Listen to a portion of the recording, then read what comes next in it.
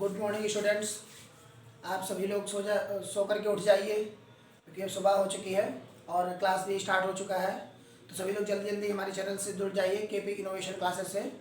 मैं हूं जितेंद्र कुमार मिश्रा और हिस्ट्री में हम लोगों ने जहां तक पढ़ा था वह था पुराणों के बारे में तक हम लोगों ने पढ़ लिया था। अब उसके बाद हम लोग पढ़ेंगे पुराणों के बाद जो आता है और जो कालखंड को हम लोग पढ़ते हैं वो उसके बाद उपनिषद को हम लोग पढ़ना प्रारंभ करते हैं।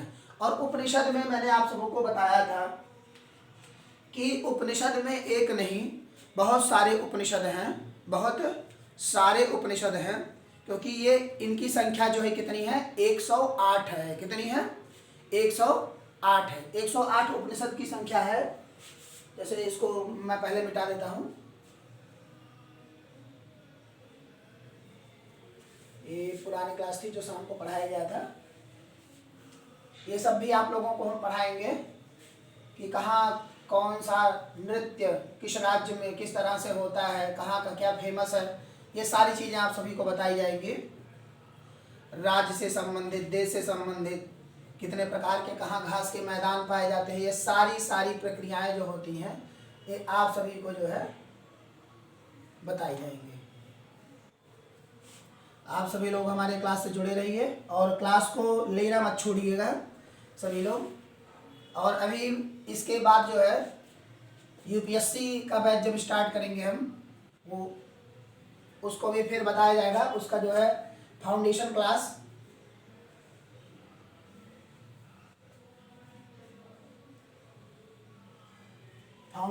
उसका चलेगा जीके एंड जीएस का।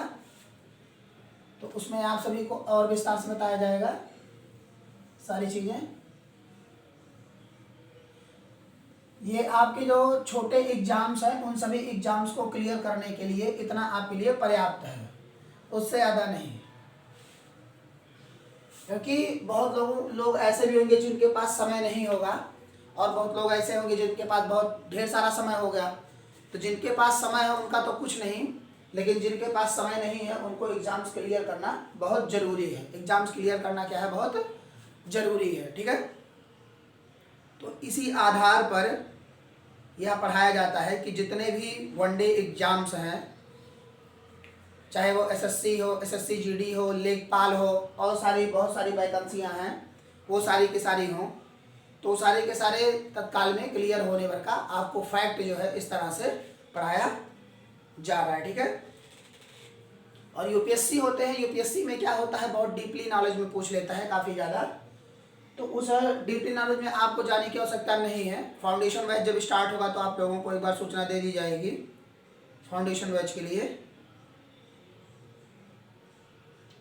तो उसके बाद जो है आप स्टेट लेवल के जितने भी एग्ज़ाम्स होते हैं, चाहे वो पीसीएस हो, आरओ हो, एआरओ हो, आईआरएस हो, आईएएस हो, पीसीएस हो, आईएफएस हो, इन सारे एग्जाम्स में बैठने लायक आप लोग हो जाएंगे। ठीक है, और मिनिमम से मिनिमम फीस रखा जाएगा जिससे आप लोगों को कभी तकलीफ ना हो किसी भी प्रकार की।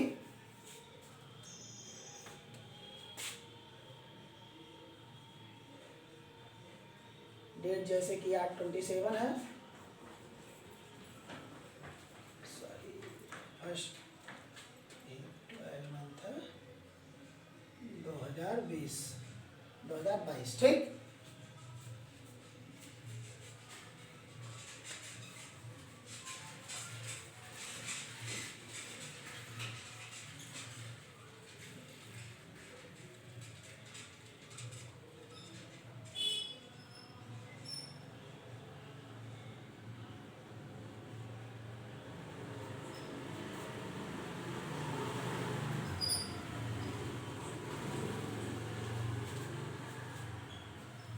हम लोग पढ़ क्या रहे थे, हिस्ट्री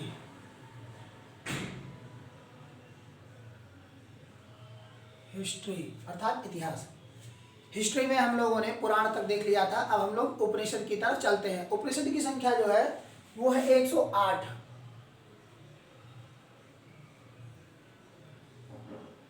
उपनिषद, ठीक है, उपनिषद की संख्या कितनी है 108। इनकी संख्या जो है 108। लेकिन तत्काल में जो सबसे प्रभावी है वो 10 या 12 के करीब में है कि जो सबसे प्रभावी हैं जिनके बारे में जानकारियाँ करना ज़्यादा सही होता है। ठीक है, ज़्यादा सही होता है। तो उसमें जो पहला है वो है मुंडकोपनिषद। क्या है? मुंडकोपनिषद। उपनिषद का मतलब होता है कि गुरु के पास बैठकर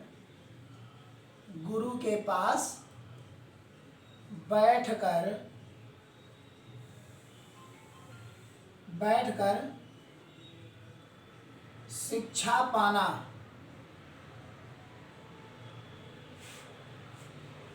पाना या ग्रहण करना।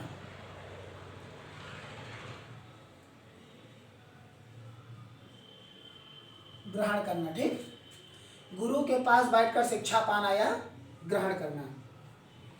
तो पहला जिस पर हम बात कर रहे थे वो पहला था मुंडकोपनिषद।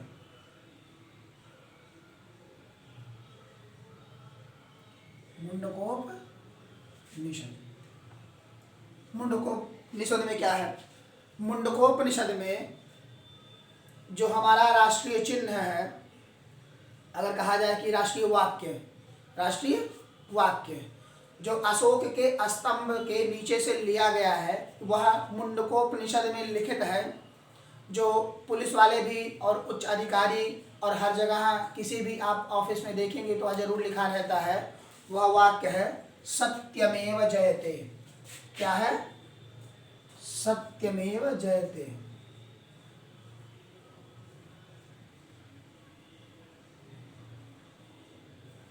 सत्यमेव जयते। क्या है? सत्यमेव जयते। और इसी में जो सबसे बड़ा उपनिषद है, सबसे बड़ा जो उपनिषद है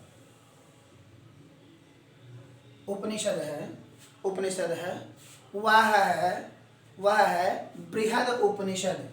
क्या है? बृहद उपनिषद।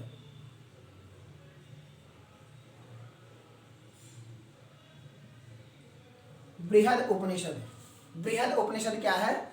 सबसे बड़ा है। बृहद उपनिषद क्या है? सबसे बड़ा है। ठीक है, उसके बाद इसमें जो आता है वो अगला है आलोपनिषद, उसके बाद कठोपनिषद, उसके बाद जालोपनिषद। इन सारी चीज़ें आती हैं। तो जो अभी आलोपनिषद में जो बात की जाती है वो बात की जाती है अकबर के समकालीन होने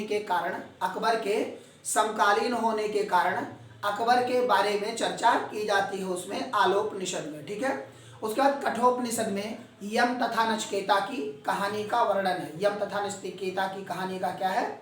वर्णन है। ठीक है, उसके बाद जो आपका जालोपनिषद है उसमें ब्रह्मा, विष्णु, महेश इन तीनों देवताओं का क्या किया गया है? वर्णन किया गया है। तो हम एक एक करके देख लेते हैं। उसके बाद सेकंड क्या है? आलोपनिषद। सेकंड दूसरे नंबर पे, सॉरी ये दूसरा नंबर ये है, ये थर्ड नंबर है आलोपनिषद।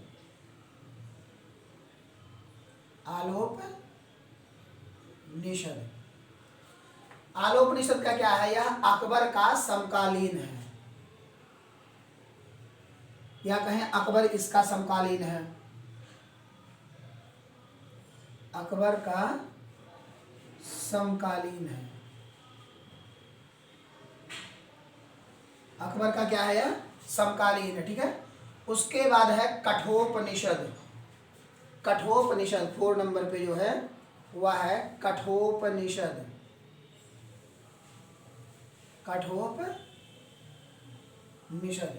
कठोपनिषद में क्या है? अभी मैंने बताया कि यम तथा नचिकेता की कहानी है। यम तथा नचिकेता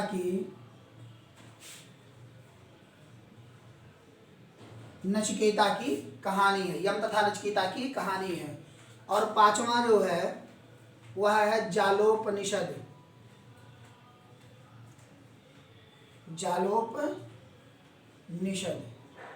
जालोपनिषद में क्या है? जालोपनिषद में ब्रह्मा, विष्णु और महेश ब्रह्मा विष्णु और महेश, इन तीनों देवताओं का वर्णन किया गया है। इन तीनों देवताओं का क्या किया गया है? वर्णन किया गया है। और यह किसमें है? जालोपनिषद में। किसमें है? जालोपनिषद में। तो हम लोगों ने उपनिषद में देखा, उपनिषद की संख्या 108 है। कुछ ऐसे मुख्य हैं जिनके बारे में पढ़ना जरूरी होता है। इसका मतलब होता है गुरु के पास बैठकर शिक्षा पाना अर्थात ग्रहण करना। पहला है मुंडकोपनिषद, जिससे हमारा प्रिय वाक्य लिया गया है सत्यमेव जयते। और सबसे बड़ा उपनिषद जो इसमें है वह है बृहद उपनिषद। कौन है? बृहद उपनिषद। उसके बाद थर्ड जो है वह है आलोपनिषद, जिसको अकबर समकालीन कहा जाता है, यानी कि अकबर के समकालीन का है। चौथा है कठोपनिषद। कठोपनिषद में यम तथा नचिकेता की कहानी का वर्णन है। उसके बाद अंतिम है जालोपनिषद। जालोपनिषद, इसमें ब्रह्मा विष्णु महेश तीनों की रचना एक साथ अगर कहा जाए तो चर्चा की गई है। ठीक है, ब्रह्मा विष्णु महेश तीनों की चर्चा की गई है। अब इसके बाद उपनिषद के बाद जो आते हैं वो स्मृतियाँ आती है, यानी कि स्मृति साहित्य के बारे में। इनकी संख्या टोटल 36 है। इनकी संख्या टोटल कितनी है? 36। स्मृति साहित्य की संख्या जो है पूरी की पूरी कितनी है? साहित्यों की 36 है। ठीक है, लेकिन इसमें क्या है? इसमें याज्ञवल्क जी द्वारा लिखी गई एक साहित्य है। ठीक है, याज्ञवल्क साहित्य उसे कहा जाता है। उसमें अपने मन की जो आप स्वतः से करना चाहते हैं या स्वतः से विचार करना चाहते हैं उसके बारे में इसमें वर्णन किया गया है। ठीक है, अगर कहा जाए इसमें एक तरह से तो आप जो स्वतः से करना चाहें, यानी कि भोजन पानी और किसी झगड़ा मारपीट सारा सब कुछ उसमें कहता है कि अपने मन से जो आपकी मर्जी हो वो स्वतः आप करिए। यह आपका जो है इसमें लिखा गया है मनुस्मृति में। ठीक है, और इसमें जो एक सबसे बड़ी बात है वह राजनीति से संबंधित होने के साथ साथ इसमें हमारे पुरातन संस्कृति के 16 संस्कार भी वर्णित हैं। 16 संस्कार भी वर्णित हैं और उस 16 संस्कार में अंतिम संस्कार जो बताया गया है वह है दाह संस्कार, यानी कि जब व्यक्ति मरने के बाद शमशान घाट पर जा करके जलाया जाता है तो उसे दाह संस्कार कहा जाता है। वह 16 संस्कार में से सबसे अंतिम संस्कार है। क्या है? सबसे अंतिम संस्कार है। उसके बाद अगर इसमें कहा जाए तो इसमें विवाहों के जो प्रक्रियाएं हैं, जैसे गंधर्व विवाह, वेद विवाह, राक्षस विवाह, यक्षणी विवाह, इन सारी चीज़ों के बारे में ऐसे ऐसे 8 प्रकार के विवाह जो है इसमें बतलाए गए हैं। कितने प्रकार के? 8 प्रकार के विवाह इसमें मुख्यतया बतलाए गए हैं। अब 8 प्रकार के विवाह, उसके बाद इनमें जैसे जब विवाह होते थे उस समय जो अगर कहा जाए आज के समय में एज, जैसे कोर्ट ने डिसाइड कर दिया है कि लड़की की उम्र कम से कम 18 वर्ष और लड़के की उम्र भी 18 वर्ष, तो बालिग होने के बाद फिर वो जो है शादी के योग्य होते हैं। 21 वर्ष। लेकिन उसके समय में क्या था कि लड़की की उम्र 16 वर्ष और लड़के के उम्र को 24 वर्ष रख करके ही विवाह को किया जाता था। उसे हम लोग आज के समय में क्या कहते हैं? बाल्य विवाह। क्या कहते हैं? बाल्य विवाह। ठीक है, तो ये सारी चीज़ें उसमें थे। उसके बाद आता है आपका स्मृति साहित्य, जो स्मृति द्वारा लिखी गई। इसमें जैसे स्मृति साहित्य में ही अभी हम चर्चा कर रहे थे, मनुस्मृति है, मनुस्मृति के बाद स्मृति साहित्य है। स्मृति साहित्य में क्या है कि जब हम अपने आप में किसी चीज़ को या करने को सोचेंगे तो क्या होता है कि पुरातन हमारी संस्कृतियों में 3 ऋण ऐसे होते हैं जो पूर्णतः बताए जाते हैं कि इनको पूर्ण करना आपका मानव अधिकार है। आपका क्या है? मानव अधिकार है। और उस मानव अधिकार के अंतर्गत आने वाले तो जो 3 आपके ऋण हैं जिनसे आप आजीवन पर्यंत उत्तीर्ण नहीं हो पाते, अगर कहा जाए कि आप छूट नहीं पाते हैं, वह है देव ऋण, पितृ ऋण और ऋषि ऋण। इन 3 ऋणों के बारे में स्मृति साहित्य में बताया गया है। स्मृति साहित्य के लेखक जो है वह मनु जी हैं। मनु जी द्वारा स्मृति साहित्य लिखा गया है। उसमें देव ऋण, पितृ ऋण और ऋषि ऋण, इन 3 ऋणों को, इन 3 ऋण को जो होता है वह व्यक्ति अपने प्रारंभ से लेकर के अंत तक इन 3 ऋणों से कभी भी वह उत्तीर्ण नहीं हो पाता। पितृ ऋण से तब आप उत्तीर्ण होते हैं जब आप दाह संस्कार करने के बाद अनेक प्रक्रियाओं से आप युक्त होते हैं, उसके बाद आप जो है पितृ ऋण से मुक्त हो जाते हैं। उसके बाद आपका जो शेष बचता है वह है ऋषि ऋण और देव ऋण। देव ऋण यानी कि जब आप प्रारंभ से पैदा होते हैं तब से ले करके आपको देवता का ऋण जो होता है वह चुकाना रहता है, जैसे कि उनका पूजा पाठ, अनेक प्रकार की सारी क्रियाएं करके इन सारी चीज़ों के बारे में आपको बताना रहता है। उसके बाद ऋषि ऋण है। ऋषि ऋण का सीधा सीधा तात्पर्य होता है कि ऋषि यानी संत मुनियों से। संत मुनियों में क्या होता है कि जैसे आप कहीं किसी धाम में जब जाते हैं तो उस धाम के बारे में आप चर्चा करते हैं, वहाँ किसी व्यक्ति विशेष से मिलते हैं, उनको आप अपने गुरु के रूप में मुख्यतः स्वीकार करते हैं, तो उनको ऋषि ऋण कहा जाता है। उनको क्या कहा जाता है? ऋषि ऋण कहा जाता है। तो हम एक एक करके देख लेते हैं, ठीक है, कि इसमें साहित्य जो है यानी कि स्मृति साहित्य में कितने कितने साहित्य और कैसे कैसे क्या आते हैं, ठीक है। उसके बाद हम पुरुषार्थ देख लेंगे, पुरुषार्थ के बाद फिर हम आश्रम देख लेंगे, ठीक है। उसके बाद हम और आगे की तरफ चलेंगे, ठीक। तो यहाँ तक आप सबके समझ में आ गया होगा। तो हम इसमें साहित्य के बारे में बात कर लेते हैं। साहित्य,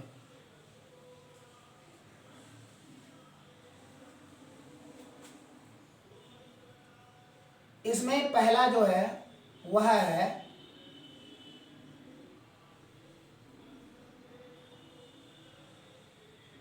स्मृति साहित्य। क्या है? स्मृति साहित्य। इसमें अभी मैंने बताया आपको कि इसमें तीन ऋण,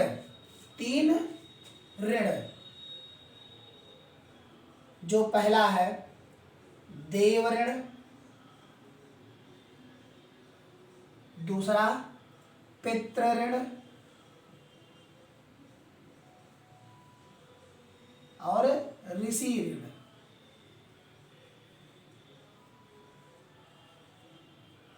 ऋषि ऋण, यह तीन ऋण है जो आपको जीवन पर्यंत बताना पड़ता है या करना पड़ता है अगर हम कहें, ठीक है। उसके बाद है याज्ञवल्क्य साहित्य, ठीक है, याज्ञवल्क्य साहित्य। सेकंड जो है आपका वह है याज्ञवल्क्य साहित्य।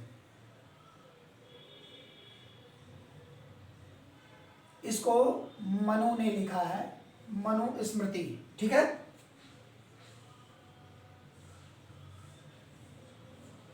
याज्ञवल्क्य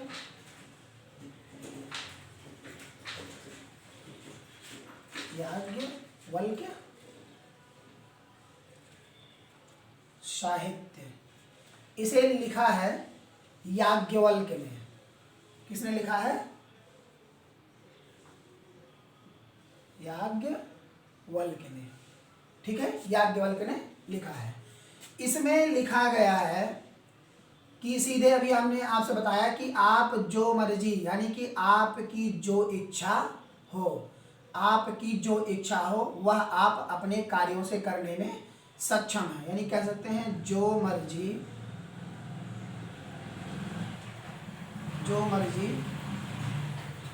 वही करो, जो मर्जी वही करो, ठीक है। उसका सीधा एक सिद्धांत है कि जो मर्जी वही करो, उसमें कोई परिवर्तन होना नहीं है, ठीक है, इसमें कोई परिवर्तन होना नहीं है, ठीक है। अब इसके बाद मनु स्मृति, ठीक है, मनु स्मृति।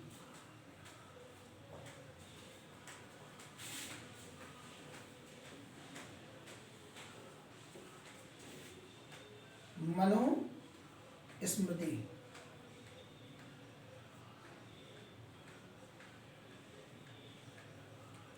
मनु स्मृति, इसको मनु ने लिखा है।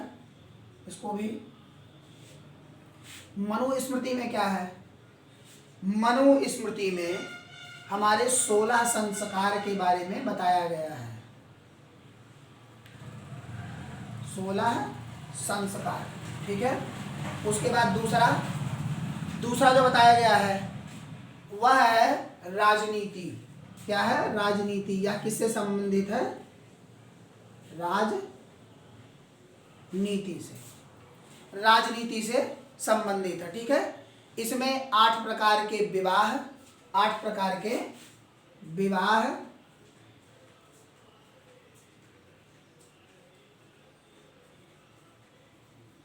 8 प्रकार के विवाह, 8 प्रकार के विवाह तथा, यानी कि अगर हम बात करें लड़का तो इनकी उम्र जो है 24 वर्ष और लड़की इनकी उम्र 16 वर्ष बताई गई है। कितनी बताई गई है? 16 वर्ष बताई गई है। ठीक है, तो यहाँ तक समझ में आ गया होगा कि स्मृति साहित्य में टोटल कितनी, इनकी संख्या कितनी है साहित्यों की? साहित्यों की संख्या जो है वह कितनी है? 36। ठीक है, 36 है। इसमें स्मृति साहित्य जो मनु द्वारा लिखा गया है, देव ऋण, पितृ ऋण, ऋषि ऋण, इन 3 ऋणों से उत्तीर्ण होने के बारे में बताया गया है। याज्ञवल्क साहित्य, इसे याज्ञवल्क ने लिखा है। जो मर्जी वही करो, इसका सीधा सीधा मतलब होता है। मनुस्मृति, मनुस्मृति में इसको मनु जी ने लिखा है। इसमें 16 संस्कार, राजनीति, 8 प्रकार के विवाह, लड़के की उम्र 24 वर्ष और लड़की की उम्र 16 वर्ष इसमें बताया गया है, इसमें बताया गया है। ठीक है, अब इसके बाद आते हैं पुरुषार्थ में। ठीक है, तो इसके बाद हम लोग क्या देखते हैं? पुरुषार्थ। यहाँ तक सबके समझ में आ गया होगा? कहीं कोई दिक्कत होगी तो आप लोग बता दीजिएगा, कोई दिक्कत नहीं है। ठीक है,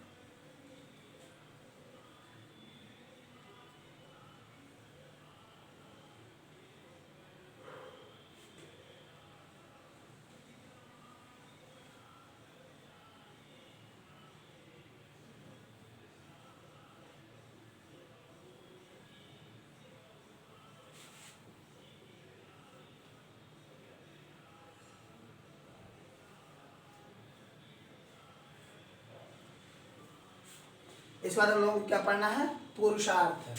पुरुषार्थ और उसके बाद आश्रम।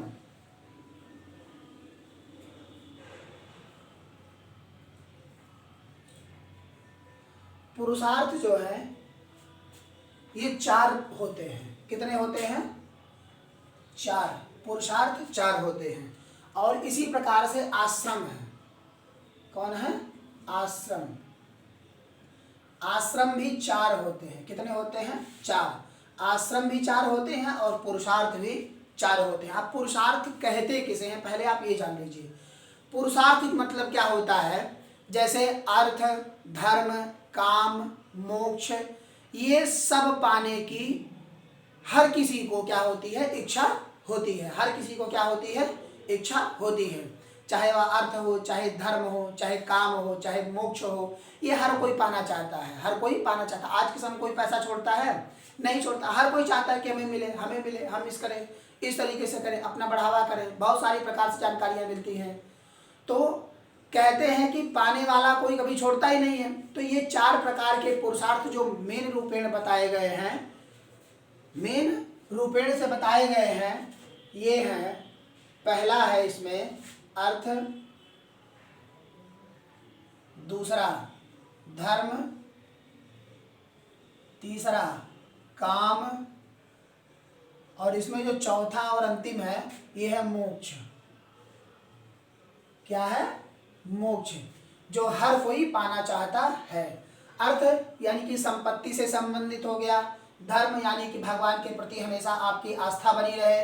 काम अर्थात जो भी आपके जीवन काल में काम से संबंधित सारी प्रक्रियाएं होती हैं वो सारा सब कुछ होता रहे। उसके बाद अंतिम है मोक्ष।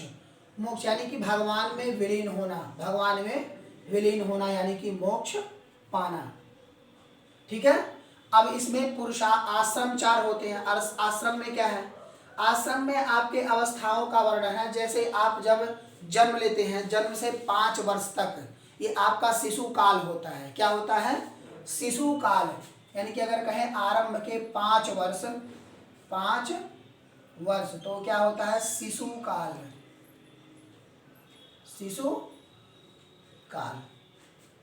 अब शिशु काल के बाद आपके जीवन का आरंभ होता है। आपके जीवन का आरंभ होता है जो पहले 5 से 25 वर्ष, उसके बाद 25 वर्ष से 50 वर्ष, और 50 वर्ष से 75 वर्ष, और 75 वर्ष से 100 वर्ष, जो आपकी पूर्ण आयु 100 वर्ष मानी जाती है, 100 वर्ष मानी जाती है। इसमें जो है पहला जो आपका विद्यार्थी जीवन बताया गया है, उसमें कहा गया है कि आप विद्यार्थी जीवन को ब्रह्मचर्य जीवन में यापन करिए, यानी कि आप ब्रह्मचर्य पूर्णतः धारण करिए, और उसके बाद अपने पढ़ाई से संबंधित सारी प्रक्रियाएं जो आपकी होती हैं, इन्हीं में आप पूर्ण करके सर्विस पाना हो सर्विस करिए, बिजनेस पाना हो बिजनेस करिए, सारी प्रक्रियाएं आपका इसी में हो जाता है। उसके बाद अगला जो आता है, यानी कि 25 वर्ष से 50 वर्ष तक, 25 वर्ष से 50 वर्ष तक, वो है आपका गृहस्थ आश्रम। गृहस्थ आश्रम यानी कि आप परिवार की भूमिका में होते हैं, जैसे कि आपकी शादी हो जाएगी, आपके बच्चे हो जाएंगे, बहुत सारी प्रक्रियाएं होंगी आगे की तरफ, उनको क्या कहते हैं? गृहस्थ आश्रम कहते हैं। क्या कहते हैं? गृहस्थ आश्रम। उसके बाद आता है वानप्रस्थ। क्या आता है? वानप्रस्थ।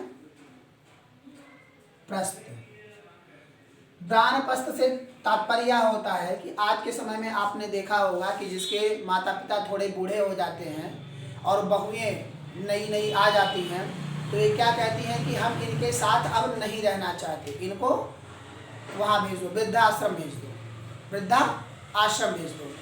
तो हम कहते हैं कि ऐसा करने की ज़रूरत ही क्यों पड़े?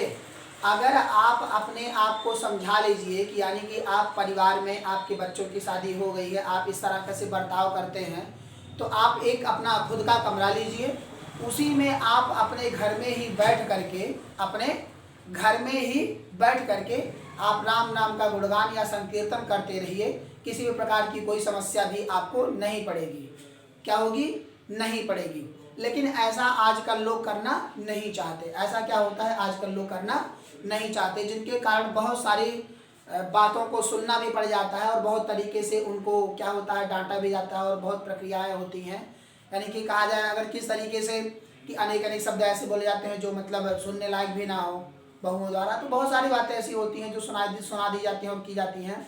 तो इसमें कहते हैं कि वानप्रस्थ में यानी कि 50 साल से लेकर के 75 साल तक आप ऐसा जीवन यापन करिए जो अपने समाज को बनाने का कार्य, यानी कि समाज में बैठना, उठना, बोलना, बतियाना, हर किसी से, आज के समय में दादा बाबा काका हर जगह होते हैं, उनसे आप बातें करिए, उनके बारे में जानकारी करिए, सारी चीज़ें करिए, समाज के बारे में जानिए।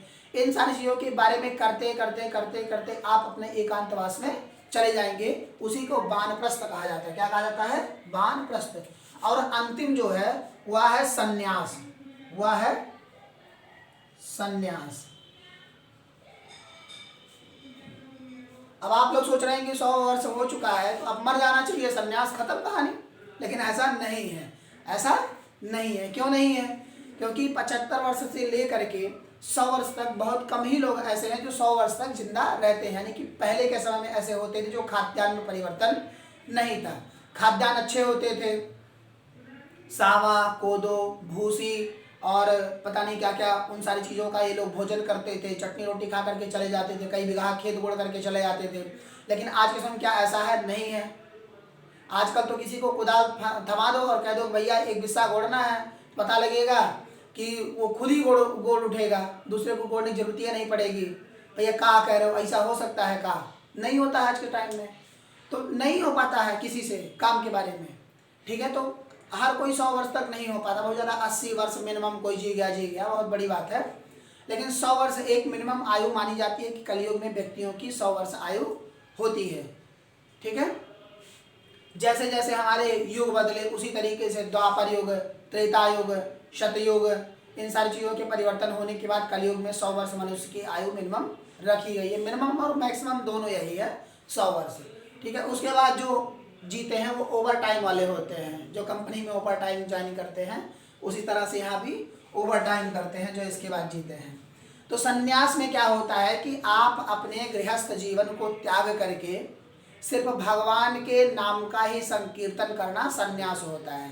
ठीक है, आप एक अपने घर में कमरा लीजिए, कमरे में आप अपना एक तरफ, वही कहते हैं ना कि संत की तो अपनी मौज है, उसी तरीके से आप जो है अपने सारे कार्यों को कर सकते हैं। और इसी तरह आपका संन्यास भी हो जाता है, यानी कि आप वन में भी निकल करके जा सकते हैं।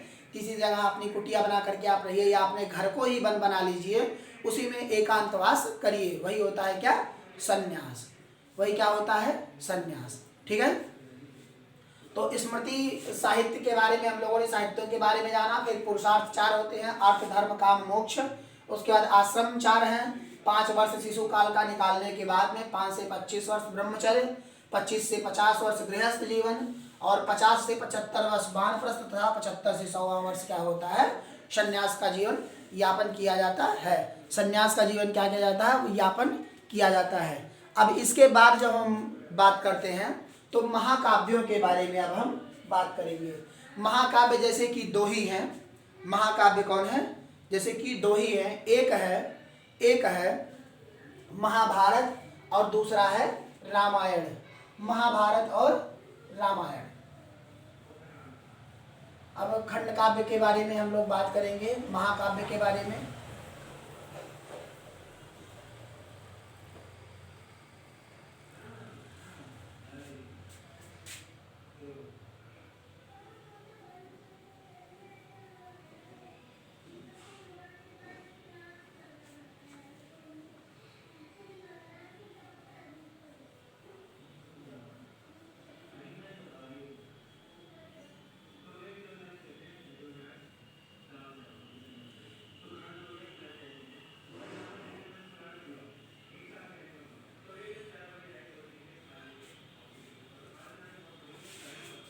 यहाँ हो गया।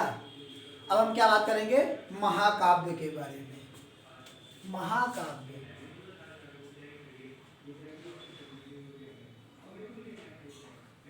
महाकाव्य, ठीक है। महाकाव्य जैसे अभी हमने बताया कि 2 हैं, रामायण और महाभारत। रामायण और महाभारत, ठीक है। रामायण श्री वाल्मीकि जो द्वारा लिखा गया है, इसमें पूरे 7 खंड हैं। 7 खंड हैं। 7 खंड में बालकांड, अयोध्या कांड, आरण्य कांड, किष्किंधा कांड, लंका कांड, सुंदर कांड, उत्तर कांड, ये 7 कांड यानी कि 7 अध्याय इसमें हैं। कितने हैं? 7 अध्याय हैं, जिनको पूर्णतः संस्कृत भाषा में लिखा गया है। क्या किया गया है? संस्कृत भाषा में इनको पूर्णतः लिखा गया है, ठीक है। उसके बाद दूसरा जो है वो है महाभारत। वो है महाभारत। अब महाभारत में क्या है? ये महाभारत के लेखन कर्ता जो है वो है वेदव्यास जी। कौन है? वेदव्यास जी। वेदव्यास जी ने गणेश भगवान को आदेश दिया और उन्होंने आदेशा के अनुसार इसको लिखना प्रारंभ किया, और कई युग बीतने लगे, यानी कि कई वर्ष वर्ष पे वर्ष बीतने लगे, तब जाकर के महाभारत का लेखन हुआ, ठीक है। अब इसमें क्या है? इसमें श्लोकों की संख्या जो है 8800 श्लोक इसमें पूर्णतः लिखे गए हैं। कितने लिखे गए हैं? 8800 श्लोक। इसका उपनाम एक है जिसको जय संहिता कहा जाता है। जय संहिता कहा जाता है।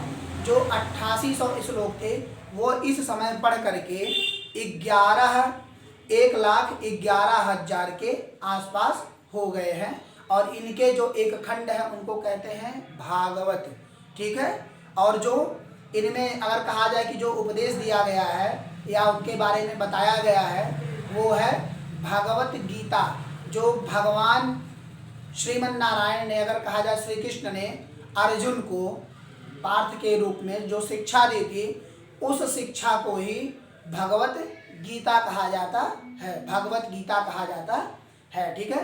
तो इनमें हम महाभारत को हम लोगों ने देखा कि इसको वेदव्यास जी ने लिखा। वेदव्यास जी ने लिखा। इसमें पूर्णतः जितने हैं 18 पर्व हैं, क्योंकि यह लड़ाई पूरे 18 दिन तक चली थी, जिनमें से 18 पर्व, इसको मतलब पर्व के रूप में जैसे लेशन अगर कह सकते हैं, जैसे किताबी अध्ययन में क्या कहते हैं, लेशन कह लेते हैं, और इसमें उसी को पर्व कहते हैं। जैसे अभी मैंने बताया ना कि रामायण जिसको वाल्मीकि जी ने लिखा, उसमें 7 अध्याय हैं, अगर कहा जाए उसको 7 कांड कह सकते हैं, 7 कांड कह सकते हैं, ठीक है। अलग अलग में अलग अलग के बारे में लिखा गया है।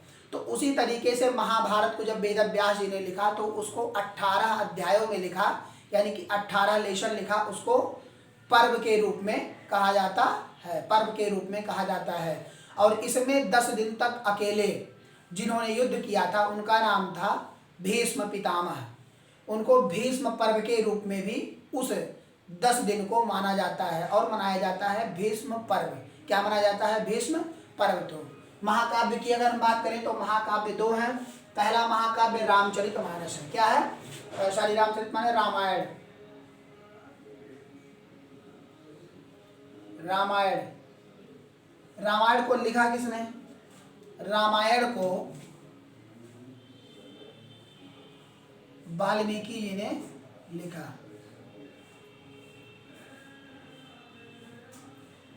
वाल्मीकि जी ने लिखा। इनका पूरा नाम है महर्षि वाल्मीकि। महर्षि वाल्मीकि। इसमें पूरे 7 अध्याय हैं। 7 अध्याय हैं, या उन्हें हम 7 लेशन या 7 खंड कह सकते हैं। इनको और क्या हम कह सकते हैं? खंड। और जो संस्कृत भाषा में कही जाती है वो है कांड। कांड, ठीक है, कांड। इसके लेखक कर्ता श्री वाल्मीकि जी हैं। इसमें 7 अध्याय है, यानी कि 7 कांड है, 7 कांड है।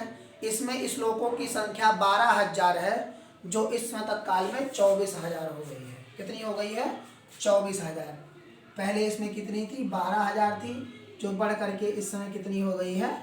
24,000। कितनी हो गई है? 24,000 श्लोक इसमें हैं। इसमें श्लोक कितने हैं? 24,000। 24,000। अब दूसरा क्या है? दूसरा, इसमें 2 मुख्य कांड है, जो युद्ध कांड और सुंदर कांड है। सुंदर कांड का तात्पर्य होता है ये जो अभी मैंने काम वासना की बात की, यानी अगर कहा जाए कि इसके बात ना करने पर कहा जाए कि लोभी व्यक्तियों की, लोभी व्यक्ति जो होते हैं वह अपने जीवन को कभी भी सुंदर नहीं बना पाते। अपने जीवन को सुंदर बनाने के लिए लोभ, मोह, मत्सर, मद, इन सभी का त्याग करके और सुंदर कांड का जो अध्ययन करता है उनका जीवन सदा ही सुंदर रहता है। उनका जीवन क्या होता है? सदा ही सुंदर रहता है। और युद्ध कांड मतलब होता है कि जो तुम्हारे मन की सारी बुराइयां हैं, उन बुराइयों को मारने का कार्य कौन करता है? युद्ध कांड करता है। उसी को लंका कांड कहा जाता है। क्या कहा जाता है? लंका कांड। ठीक है, तो 2 इसमें मुख्य है। पहला है सुंदर कांड, सुंदर कांड, और दूसरा युद्ध कांड। युद्ध कांड, इसी को हम क्या कह सकते हैं? इसी को जो है हम क्या कहते हैं? लंका कांड। इसी का उपनाम नाम क्या है? लंका कांड। लंका कांड क्या है? लंका कांड। ठीक है। अब दूसरा जो महाकाव्य है वो है महाभारत।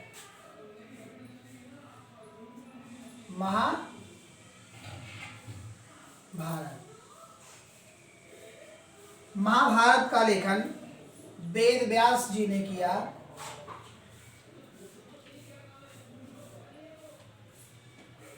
वेद व्यास, ठीक है। इसमें कुल 18 लेशन है, जिन्हें पर्व कहा जाता है। इसमें 10 दिन अकेले भीष्म पितामह ने लड़ा था। भीष्म पितामह, जिन्हें भीष्म पर्व कहा जाता है। भीष्म पर्व कहा जाता है, ठीक है। इसका एक उपनाम है, उपनाम, जिसे जय संहिता कहा जाता है।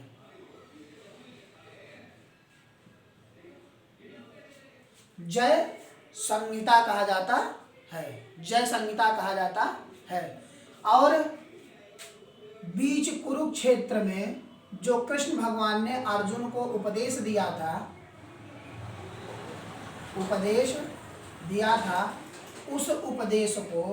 उस उपदेश को भगवत गीता कहते हैं।